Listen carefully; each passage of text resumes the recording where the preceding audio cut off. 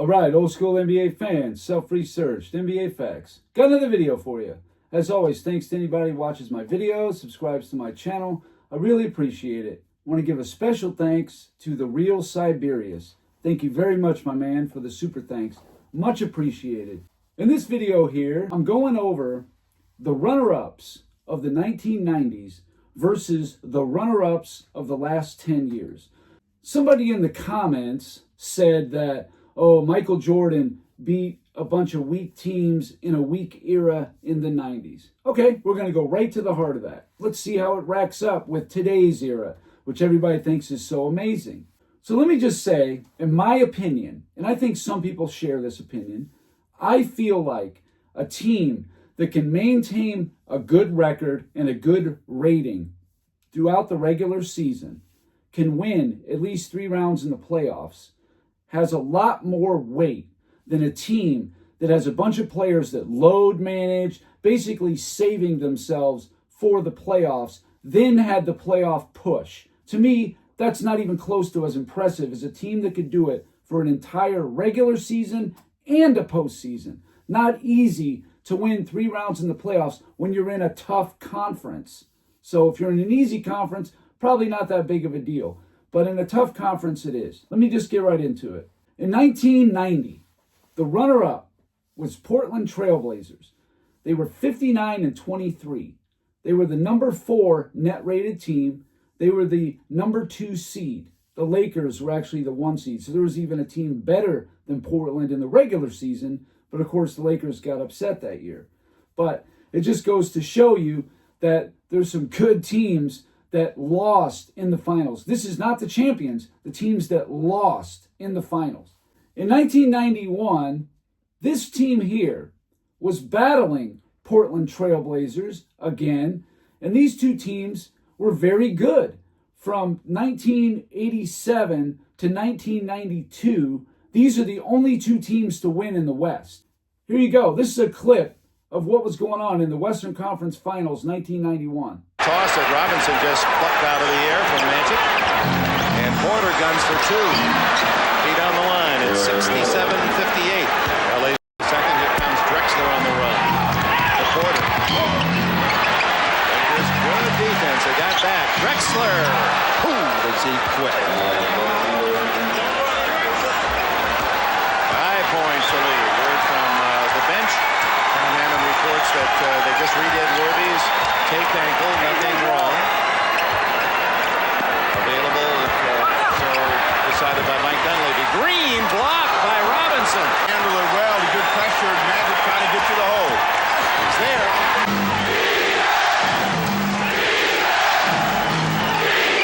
Shot clock and game clock almost identical. Robinson over Magic gets another 2. The shooting reflects the fact that he's trying to protect it and hasn't really shot the ball well tonight. Magic sets up Byron Scott for 2. Percy around Magic Johnson to score. Jerome Percy. Give themselves a chance to salvage their season, which they had the best record in the NBA. It looked like they certainly had a chance to win another championship. Magic Johnson, he's rested only 1 minute in the whole game. Worthy from 15. To get Worthy squared up and looking at the hoop. Drexler to Porter. Terry Porter. Those 2 teams are very good teams. Solid, deep, all the way around. Portland had Clifford Robinson, Drazen Petrovic coming off the bench. These guys are making all defenses, all NBAs later on in their career. This is an excellent team who went to the finals 2 out of 3 times. The 91 Lakers were 58-24. They were the number 3 net-rated team, and they were the number 2 seed in the West. So again, a team that can maintain a stellar record in the regular season and then get to the finals, that should carry more weight than just a team that made a nice postseason run. And then the regular season is just meh. And that happened a lot in the last 10 years. We'll get to that. 1992, Portland Trailblazers, 57-25, the number 2 net-rated team, the number 1 seed out west. They got the runner-up for the MVP. This is their second trip to the finals in the last 3 years. This was no pushover team loaded with multiple-time All-Stars, obviously a top 75 player in Clyde Drexler. People crap on this team now because, they didn't have 4 Hall of Famers on it. Teams were not built around Hall of Famers. And that doesn't do a lot of teams any good nowadays anyway. So to me, that doesn't mean a damn thing. The Portland Trailblazers were a rock-solid team who had a much better roster than the Bulls did top to bottom. No question about it. Again, anybody who was around back then knows this and would never question it. Only now, all these years later, we got the revisionists calling out teams like the 92 Portland Trailblazers. 1993, the Phoenix Suns. They were 62-20, the number 4 net rated team, and also they were the number 1 seed out west. This team was no pushover. They had all defense, all NBAs, all stars, all that on this roster. Very, very good team. And they gave the Bulls a pretty good fight, I thought. Even though they were down 3-1, they won Game 5 in Chicago and almost won Game 6. It was very, very close. 1994, the New York Knicks. They were 57-25. They were the number 2 seed, probably were the best team in the East because Atlanta traded Dominique Wilkins. Like I said, number 2 net rated team. They were number 1 defensive team. Excellent squad. That whole Knicks run from about 92 to about 95 or whatever, they were a very, very tough team to put away. 1995, Orlando Magic. They were 57-25. The number 3 net rated team, and the number 1 seed out east. Again, a team that can maintain this through the regular season, the rigors of playing a full regular season, then winning 3 rounds in the playoffs carries more weight. Just does. 1996 Seattle Supersonics, 64-18. The number 2 net rated team, the number 1 seed out west. This team was excellent. 1997, the Utah Jazz, 64-18. Also the number 2 net rated team, and also the number 1 seed out west. These teams were good, very good. This is no free pass weak era.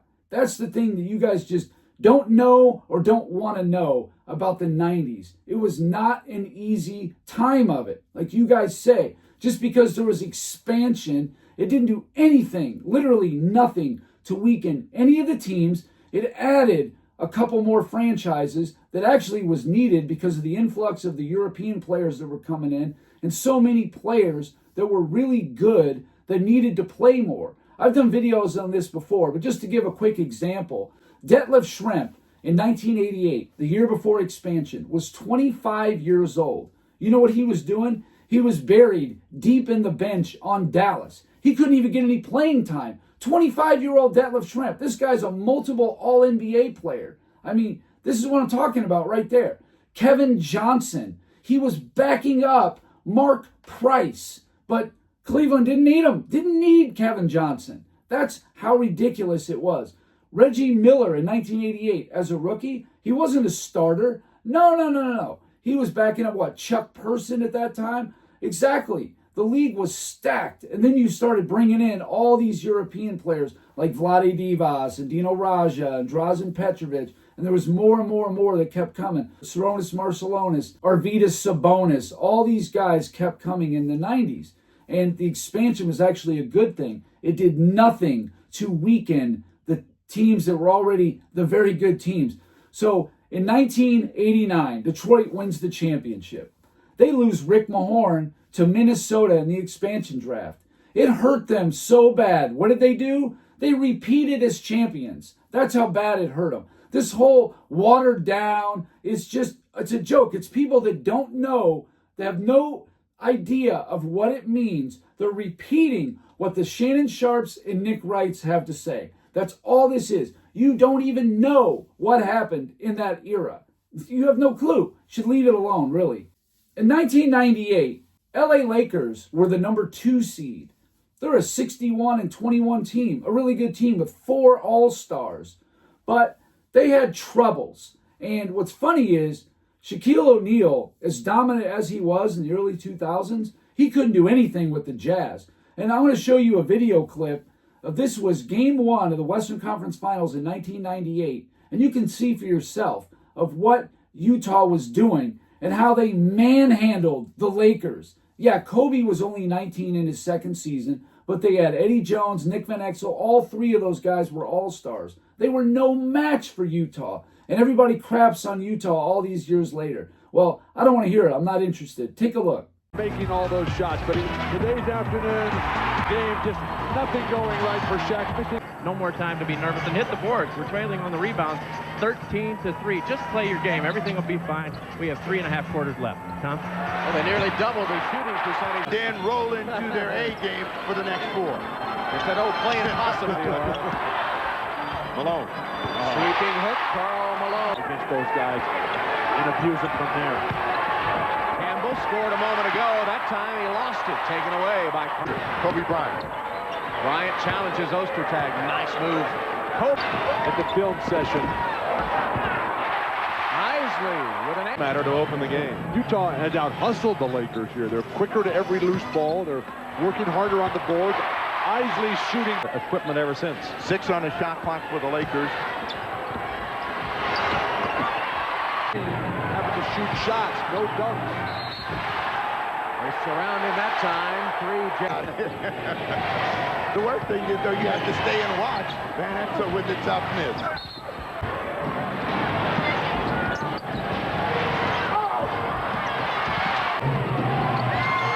Barry for 3.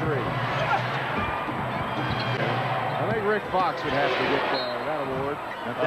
He and everyone around the Jazz organization is taking great inspiration from his wife's successful battle. Would be ongoing, and I think they reached it today with some help from a lackluster Los Angeles. As you can see, Shaq was having a hard time of it. I mean, I had a guy just the other day talk about, Greg Ostertag. Greg Ostertag gave Shaq trouble. He gave David Robinson trouble. Go look up the stats. In that season, 98, David Robinson shot under 40%, and Shaq didn't get anywhere near his normal numbers because Ostertag was actually a big body who wasn't scared or anything like that, and they would double Shaq with like Antoine Carr, Karl Malone, whoever it was. Utah was an excellent team. You had a big man. If that was the primary score on your team, Utah was probably going to beat you. It was the athletic wings that kind of gave Utah some trouble. Utah in 1998 was 62-20. They were the number 4 net rated team. But remember, John Stockton missed, 15 or 17 games that year? They were the number 1 seed. The only season that the runner-up in the 90s was not rock solid, very, very good team was 1999, the Knicks. They had a nice run. They were only 27-23, the 14th net rated team, and they were the 8th seed. However, that was a strike-shortened year. It was only 50 games at that point, and I believe that the Knicks would have had a better record had the season gone on longer because they were starting to find their stride, playing some really good ball. They had some good players. Latrell Sprewell, Allen Houston, Larry Johnson, Ewing. I mean, they had a pretty decent, potent team. They really did.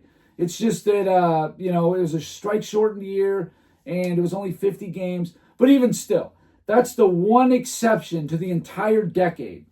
Between 1990 and 1998, no team that was the runner-up won less than 57 games.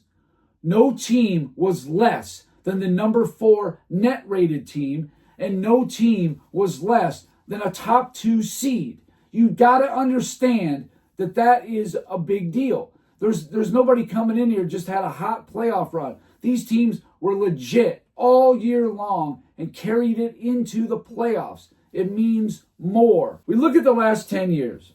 These are teams, some of them no, but quite a few, that can't sustain winning 55 or more games in the regular season and then withstand 3 rounds in the playoffs. To make that happen, they got to load manage. They got to purposely take games off. yada, yada. That's just what they got to do. They're not playing 75 plus games, all their key players, and then winning 3 rounds. Oh, no, no, no, no, no. That was not going on at all. So I'll start it off with 2015 Cleveland Cavaliers.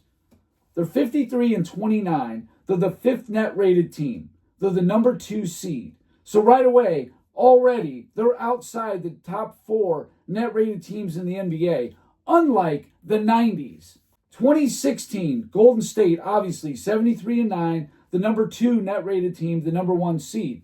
But we know Golden State was not themselves. They didn't sweep anybody. A team going 73-9 and then 15-9 in the playoffs. Obviously, there's something wrong with that team. As constructed as they were in the playoffs, injured, hobbled, a suspension, all that kind of thing, they weren't the same team. But even still, on paper, sure, they're the number 2 net rated team and the number 1 seed. No problem. 2017 Cleveland Cavaliers, 51-31. Again, that's what I'm talking about. A 51-win team. They were the 7th net rated team in the NBA, and they were the 2 seed in the East. 2018 Cleveland, 50-32. Barely won 50. The number 14 net rated team. They were the 4 seed. Again, that kind of stuff was not going to fly in the 90s. It just wasn't going to happen. The only exception would have been the Houston Rockets because they acquired Clyde Drexler to put him over the top, and they went on that historic run. That is definitely rare, not the norm, what happened in that season. The next year, 2019 Golden State. This is pretty much the end of their run, at least in the 2010s. Durant gets hurt. Yeah, they're not the same team, but even still, they're 57-25. They're the number 2 net rated team, and they're the number 1 seed out west. So even still, even without Durant, they were still a very, very good team. And, they lost in the finals, sure, but they were good. That's one of the exceptions. 2020 Miami Heat. They were 44-29, the number 7 ranked team, the 5 seed in the East. I mean, we're laughing about this, right? And they had so many injuries in the finals. I mean, it's just, what else can you say? 2021 Phoenix Suns, 51-21. They were the number 3 net rated team, the number 1 seed out west. They should have won the whole thing, but they didn't. 2022 Boston, 51-31. Again, none of these teams can win 57 games except for Golden State. Nobody else can win 57 games, be the runner-up. They can't do it. Boston's 51-31, the number 2 net rated team, the number 2 seed in the East. 2023, the weakest one of all. Miami, 44-38, the number 21 net rated team, the 8th seed in the East. That, to me, is a joke. 2024 Dallas, 50-32, the number 14 net rated team, and they're the 5 seed. Now, I understand they acquired some players at the trade deadline that maybe did improve their team, but even still, 50 wins. Again, they can't win high-level win totals and then also sustain it in the playoffs. Now, sure, couple exceptions, like last year, Boston, they were able to sustain it, and if OKC or Cleveland can win it this year, they did it as well. But for the most part, they can't do it. They need load managing. They need breaks like the Lakers in 2020. They would have played that season all the way through. You really think that Anthony Davis, with no multiple month breaks in between, and then just let's play the playoffs 4 months after we have some COVID break, you really think the Lakers were going to win that? You think Anthony Davis's health would have held up? We all know that's just not possible. In the last 10 years, these teams cannot sustain winning that many games. The runner-ups in the last 10 years, the only teams to win 57 games, like in the 90s, was every year the runner-up was winning 57 games, was the 2016 Golden State Warriors, 2019 Golden State Warriors. That's it. Nobody else could even win over 53 games because they cannot sustain it. Exactly. And you want to say these teams were weak? They were warriors. They played all the games and also the playoffs. All these guys do is they make the regular season look like training camp, and then, oh, let's make our push for the playoffs. That's all it is anymore. You got to know it is not the same thing. I'm so tired of people saying that junk. You don't even know what you're talking about. If you weren't around for the 90s, just keep your mouth shut then. Then you have no idea what you're talking about. You're just listening to Nick Wright, another guy who wasn't around for the 90s. What was he, like 7 years old? He doesn't know. He doesn't know anything. So I'm just saying, if you don't know, don't talk about it. And if you were around back then you know what I'm talking about because we lived it. We saw it. These teams had good win totals. They didn't take games off. There was no load managing. That just was not part of it. It was something frowned upon. You didn't load manage. Nobody even heard of that term till about 10 years ago. It's not the same thing. This competition here is strong. This is not weak competition. Now, if you want to compare it to the 80s, sure. The 80s had 3 franchises that won all the championships from 1980 to 1988. And then actually 4, if you want to throw in Detroit, from 1980 to 1990. If you were not the Lakers, the Celtics, the 76ers, or the Pistons, you weren't winning a championship. And it wasn't because the rest of the team sucked. It's because they had all the best players. I did a video on this one time. If you took the 80s and you just did like an all-decade team of the Lakers, Celtics, 76ers, and Pistons, just those 4 teams on one side, and all the other teams on the other side, the Boston Lakers, 76ers, and Pistons team is way better, way loaded. That's what I'm saying. Those teams were over-the-top super teams. Now, they weren't made the way they are now, but they were super teams. All right? And if you weren't one of them, you weren't winning. You think a player like Michael Jordan is going to take 3 journeymen for his front court and beat a team like the Milwaukee Bucks or the Boston Celtics or the Detroit Pistons? No! Impossible. That's why you guys just don't know what you're talking about. This Nick Wright parroting, being robot sheep, so influenced and brainwashed by these people. I've never seen anything like it. I'm trying to help you guys out and educate you. I'm not saying the players today are bad. I'm not saying, oh, the 90s is way better. I'm not saying that at all. It is different. But there's no need to go crapping on the other eras, especially if you don't know what you're talking about. Man, that's all I got for this video. Thank you guys for watching. If you liked it, please hit the like button. If you wouldn't mind sharing it, that would be great. If you haven't subscribed already, please do. I give daily content. That's it. Until next time.